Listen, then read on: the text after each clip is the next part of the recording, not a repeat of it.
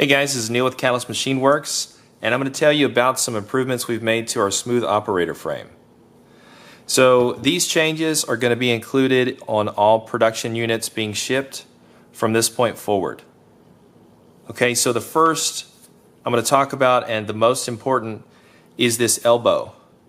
This is a TPU part that connects the camera mount to the frame. And what can happen is that if you have enough force imparted onto this camera mount, it transfers that to the screw that connects the two parts together, and it can actually shear this TPU part in half.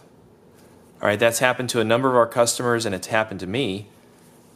And it got me headed down the path of redesign for this part. So what I did is I have designed in an opening in the interior of the part.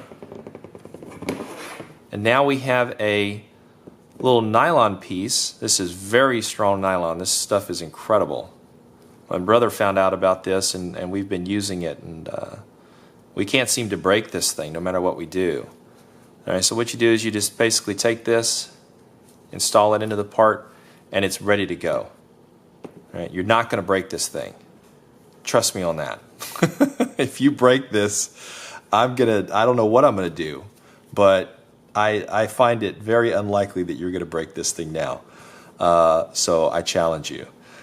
All right, so if you do end up breaking the original piece, we're going to send this to you for free. All right, free of charge, we'll get that out to you. And it's going to come with some additional pieces, all right? So it's going to come with these 4 spacers. And it's also going to come with some steel screws. You're going to get 8 steel screws. These are M3 by 25 millimeter. These are M3 by 20 millimeter. And the reason I'm sending that is on the new units being shipped out, we have moved from the aluminum screws over to steel. Right? They're a little bit heavier, that's true. I think you're going to add about 6 or 7 grams to your build. But our crash testing with steel has shown that they're just better. For a freestyle rig like this that's not designed for racing, they're just the way to go. There's a number of reasons for that, and if you're interested, we can talk about it through email. But I'll just say that they're a better way to go. That's the way we're moving forward, and so that's why this part, if you need a replacement, is going to come now with all these pieces, and you can make the swap. You can do that. So the next thing that we changed is this little part in the back that you run the antenna to, the FPV antenna. So the way that we had it designed is there's 2 holes on either side, so you can connect up the popular Unify Pro, the little SMA connection here, the little adapter, and then you can run screws in to hold it into place.